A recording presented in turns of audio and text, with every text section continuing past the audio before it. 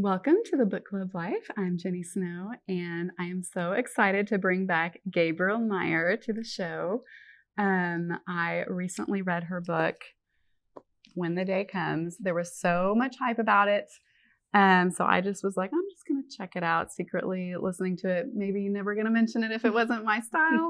Oh my gosh, I loved it. My only dilemma was immediately read book 2 or wait and do it with my book club. So my book club is reading it and I'm already getting text messages. Oh my gosh, this is so good. I just got book 2. It's a series of 3. So Gabe, thank you for being on the show today. Yeah, thanks for having me. If you're familiar with the show, or for those who are new, basically I'm just going to ask Gabe a bunch of book club questions about the book. It's going to be spoiler free. So I have to be very careful just doing overarching themes. But if you are a Patreon member of the show, there is a special spoiler edition that Gabe has agreed to do. So I'm excited to ask her some questions that are just for that group. But I can't wait to dive in. There's so much going on in this book. So much going on. So first, just tell us a little bit about When the Day Comes and a little about yourself for somebody who hasn't heard of you before. Sure. So When the Day Comes is the first book in my Timeless series. It's about a young woman who was born with a gift. She lives in 1774 Colonial Williamsburg. When she goes to sleep there, she wakes up in 1914 New York City. When she goes to sleep there, she's back in Williamsburg. No time passes while she's gone. And on her 21st birthday, she has to choose which of those lives to keep and which to forfeit forever. So yeah, sold already, right? So this is actually my 25th published book. Since then, I've published more, but it is my first full-length historical novel, my first with Bethany House, and one of my very favorites. We're not supposed to have favorites, but it is one of my favorites. I loved writing it. I can see why. And look, she got an endorsement from Julie Clausen, which I'm sure was awesome. Yes. As well. So 1774, you said. Yes. A lot of politics going on, a lot of upheaval, a lot of differing opinions, just turmoil there, and people choosing sides, right before the Revolutionary War. Mm-hmm. And then contrasted with the Gilded Age, with 1914 still the Gilded Age? With very end of it. Okay, just lots of excess and superficial busyness, which honestly, I can see a lot of similar things about both time periods in the life we live now. So for the first quote, let's just dive right in. Oh, but I do want to tell you, we have a special announcement at the end of the show. So definitely stick around for that. You're going to want to hear it. It's going to be awesome. So the quote that I want to ask you about that stuck out to me. But if you do that, you will make your positions known, and people will be forced to choose whether they are for you or against you. And that really stood out to me because I feel that in my own life now, like even just if I'm going to like a post or not, I feel that people are just ready to judge me either way. Mm-hmm. You didn't like it. You liked it. How dare you? And just cut off friendships. I've actually had longtime friends that cut me off. And I hope this isn't too political to say. I'm not going to choose a side, but when 2020 hit and there were the vaccines, it was very controversial whether you're going to do it. And I felt like it was a leap of faith whether I did it or not. And I did make a decision, but either way, I was like, I'm just making my best guess here, just doing what I feel peace about or not doing what I feel peace about. And somebody unfriended me over that and just said they don't care about me. They don't care about anyone that's not on their side. They're ready to cut people off. Yeah. And I thought that was so sad. And so I wanted to ask you, with this time, the world that we live in, where there's a need for moral courage, and how do you handle the choice between making your positions known and influencing people for the better and just making an impact on society, or hiding your positions and just keeping yourself safe and staying out of it and just trying to stay under the radar? That's a tough one. When I wrote this book, I actually wrote it in 2020, in November 2020. So it was the height of the pandemic and a lot of that controversy. And not a lot has changed since then. But when I remember specifically writing that quote, and because they were during the just right before the American Revolution started, and Libby's mother was talking about that you have to stand up and make a decision. But if you do, you have to, deal with the consequences. So it's not an easy thing for any of us. Like you said, Right. Sometimes I'm like, should I like this post? Should I not like this post? Should I share this post? Should I not? Should I speak up about this issue? And I don't know if there's any right or wrong answer, what we Right. should do, because oftentimes I feel like if I stand too firmly on an issue, I am going to lose an entire audience of people Right. that might be. Because you're there to serve everyone. Right. You have a service for them, an Yes. experience for them, and you don't want to just cut them off and be like, yeah. Yep. And and another quote that Mama says to Libby has to do with the fact that there's another person who's making a decision that Libby disagrees with. And Mama says to her, you don't know where he came from or what his life Right. choices have been or his experiences to give him these opinions about the war. And that's kind of how I feel about a lot of people. A lot of the controversial topics of our day, like vaccination, whether you wore masks or not during the COVID Right. outbreak, weren't like biblical, in my opinion. Right. They weren't moral. Yeah. And so if you chose to do it, if you didn't choose to do it, whatever your comfort level was, it's a heavy topic. I think all of Right. us feel the weight of these decisions that we make every day. So I feel like you have to be true to who you are and who God created you to be, and the Holy Spirit speaking to you about what your convictions are, and then go out and do it confidently. Yeah. Whichever way that is. Yeah, that's good. For me, I want to believe the best of everyone when I can. And I want to, like, even if I think they're making the total wrong decision, I want to care about them and be like, I still care about you. I'm just going to pray that God enlightens you or whatever, Mhm. but I don't cut people off. I mean, Right. unless they're like trying to murder me, I'm going to cut them off. But Right. and protect my family, because I have a moral obligation to do Yes. that as well. But I wish society had a little bit more understanding for just, it's a difficult choice, a lot of times. But then there are other things that are just totally obvious. Yes. Yeah. Okay. So here is another quote. What makes us different from anyone else? Why must we not pay a cost for freedom? Is it everyone else's job to sacrifice so that we can enjoy the benefits of their payment? Nay, freedom isn't free, Libby. The price is far greater than anyone realizes.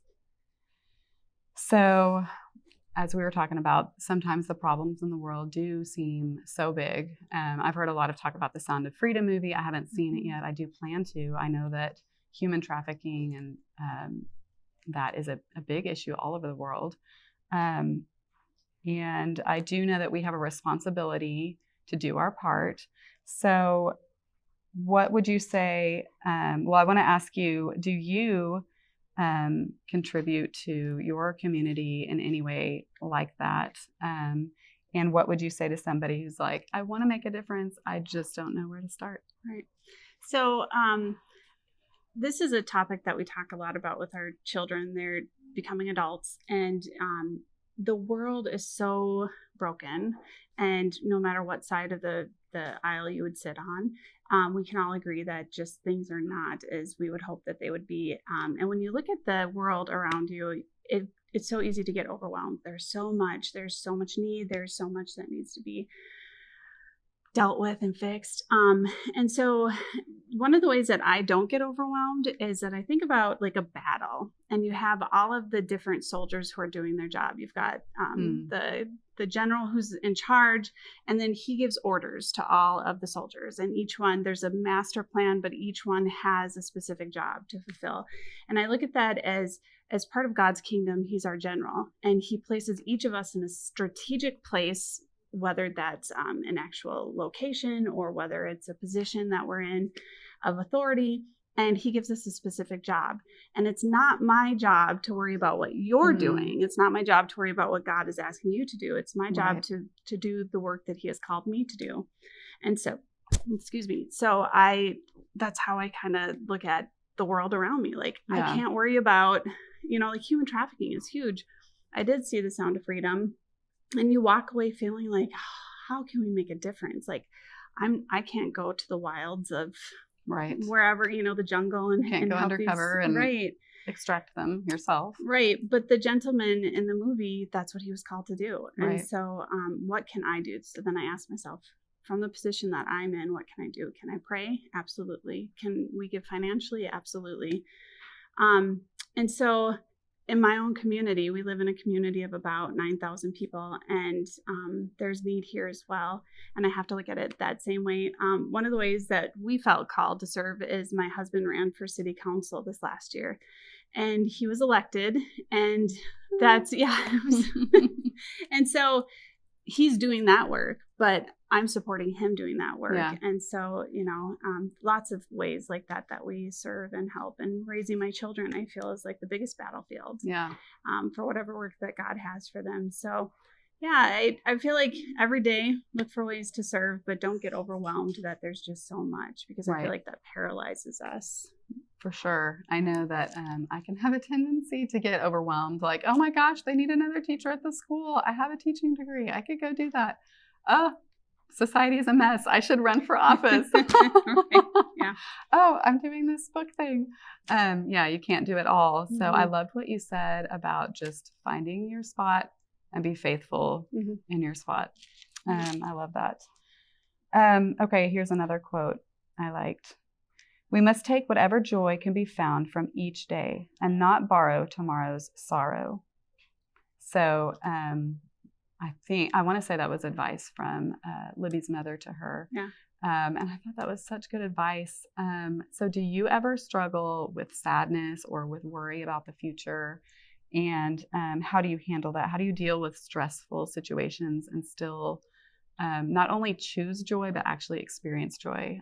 I have a shirt that says choose joy, and sometimes the choosing of joy is really hard. And so how do you I think you nailed it.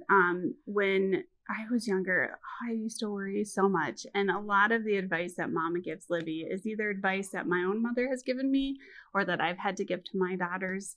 And I just remember there's a Bible verse. It's do not worry about tomorrow, for tomorrow will worry about itself. Each day has enough trouble of its own. And the choice is set before us. The Bible says, I set before you life and death, blessing and curses. Choose life that you and your descendants may live. And as a child growing up, I used to think that worry or sadness or not having peace was something I couldn't control. I had to ask God for it. Like, please give me peace. But as I got older, I realized that the Bible says, my peace I give you. And I was like, he gave it to me. So now I get to choose whether or not I accept it and walk in it. Yeah. And so it is a choice. He gave us a choice. And sometimes we get lost in the worry and the fear and we forget it's a choice. So just the reminder of this is a choice and I can make it. But yeah. I like that. For me, just to add on to that, whenever I am just feeling sad and overwhelmed, I usually am like, okay, I need to draw extra close to the Lord and just tell him how I'm feeling and draw close to him. And he's, my joy and my peace. And then just like verbally give it over to him and say, Lord, I'm casting this care on you. I can't handle it. So I give it to you, and just releasing the responsibility of knowing what the future, because I can't know anyway. And also choosing to be thankful. So just going on a walk and thank you for this beautiful blue sky. Thank you for my family, and just listing all the things that you're so glad that you have really changes the perspective, and the feelings kind of follow that along. Okay. So a lot of this novel, so good, guys. I can't even tell you how good it was. A lot of the theme is destiny versus choice. She has to make that choice. So how, in your opinion, are those two related? What is our part and what is destiny? That's a big theological question. Tell us the answers to the world's problems. I think we all struggle with that. Like, what does God preordain, or what does God predestine, and what part is our part? And I wish I had all the answers, but one of the themes that I explore in here is God's sovereignty, that despite the fact that sometimes we make the wrong choices or we know what the right choice is and we just don't want to do it, that God still is sovereign and his will is still going to be accomplished. Right. And I think what my personal opinion is that we get to make the choice, but God already knows what choice that is that we're going to make. And so we're not forced to make these decisions, but we get to make them. Yeah. And sometimes there are consequences that have to be dealt with. And other times we're walking right in God's will and it's awesome. Yeah. But yeah, this particular book was, I didn't even set out to have that theme. I don't usually set out to have a theme. I set up the structure of the book. I plot it out. I figure out all of the scenes, put the characters in, and then that's the journey that God takes me on, is to discover what is it that the book is going to explore. Dealing with. Yeah. And so that's the fun, well, the whole thing is fun for me, but that's the fun part that I discover as I go along. So yeah, it's, despite the fact that Libby has this plan that in her mind, and we all, I think, do this, where we're like, this is what I want. She then has a series of events that prevent that plan from taking place. But ultimately, God is sovereign. He's in control, and he loves her. He loves her dearly. And so it's for his glory and for her good. So my pastor actually recently preached on something that I thought fit right into that question. And he was basically saying, we're supposed to sow seeds. God gives us our talents, our giftings, and we're not supposed to just bury them in the ground. Like, you're not going to be a writer if you never sit down to write. You're not going to be a teacher if you don't go ahead and take the necessary classes that you have to take to get your certification. So whatever it is, you just plant the seeds and you see what God grows and how it all works together. And then I totally agree with what you said, that God's will is sovereign and he can take even our mess ups and make something beautiful out of them. He can redeem any situation, any person. And that is beautiful to see as well. So if you are enjoying this interview so far, would you give us a thumbs up if you're watching on YouTube and consider subscribing? And if you're listening from the podcast, I would love it if you would leave a review. An honest review would be great. And that helps other people find the show. And so now we're going to go into the bonus round. So first I want to ask you, what are you working on right now? And where can people find you? And then we'll get into the others. Okay. So right now I am just about to start the final edits for book 3 in the Timeless series. And I can't say too much about that, but I've loved this series. Each book is completely different from the others, but yet it still has the same elements that I think people really enjoyed in book 1. And then I am also working on another cozy mystery for Guideposts. Okay. So I write 3 different publishers. And so I saw you in Walmart the other day. Not you, but your book. I was like, oh, look, I know her. She's in Walmart. That's so cool. I also write for Love Inspired for their contemporary line. That's awesome. So I remember when I was first reading this, forgive me for being judgy, but I was like, so she's living 2 lives at the same time. So she has to choose when she's 21, but that really means she's 42. And I was like, just thinking that. And then sure enough, it said it in the book. And I was like, oh, okay, you thought of this. Yes. That is something that people say to me. Like, as soon as I have a question, it's like you answered it right after I had that question. Yes. Yeah. So it's kind of like the old soul. She's 21 physically, but mentally and emotionally, she's living 2 lives. 41. Yeah. It was really cool. Just so unique and very smart and witty. And just like, I'm like, wow, that is so cool that you thought of this. So because it was so good, because I loved it so much, it's one of my favorite books of the past year. So I want our bonus round to be a little bit for the writers. What's your process and what's your advice for aspiring writers?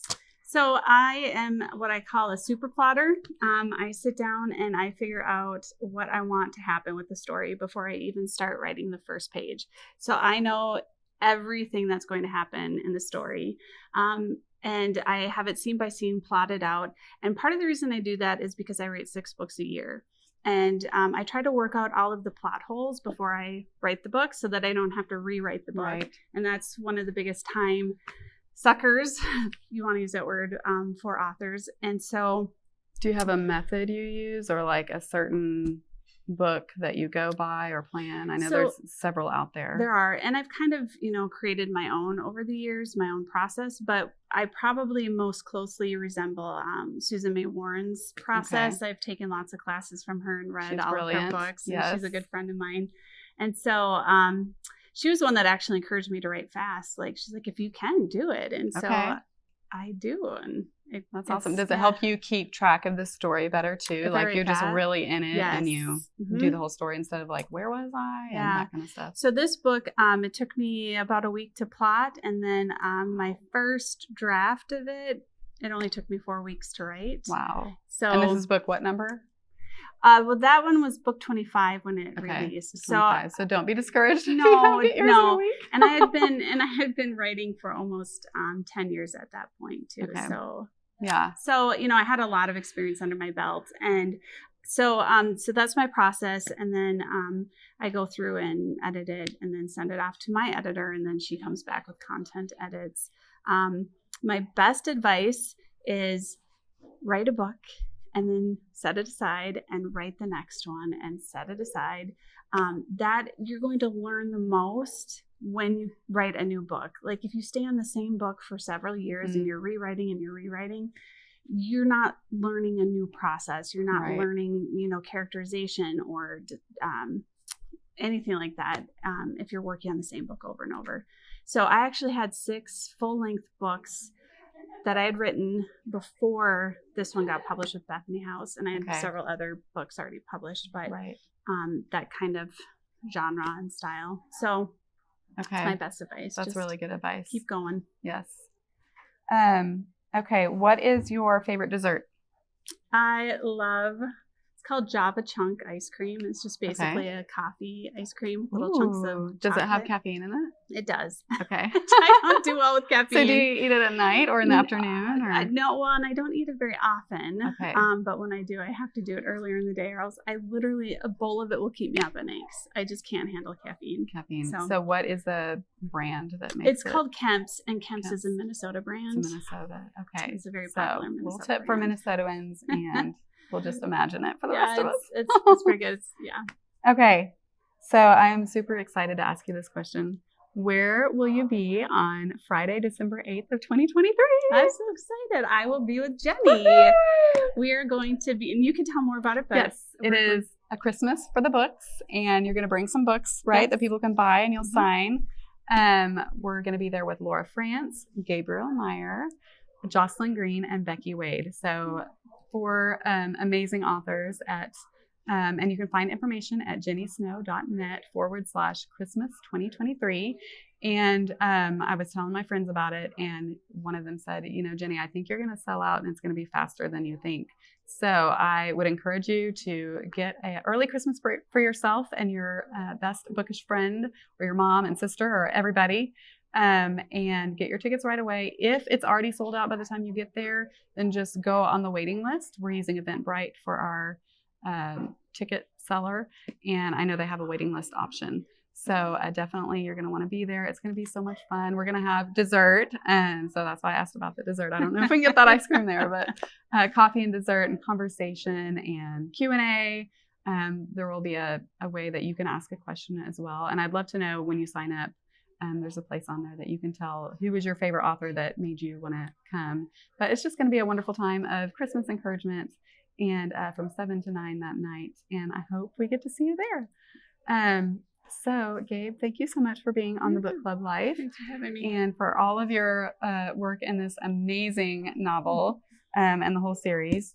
And for the rest of you, we'll see you on Patreon for the patrons of the show. And everybody else, head on over to Gabe's social media and give her a follow. She's so much fun to follow. All right. Thank you. Bye. Happy reading.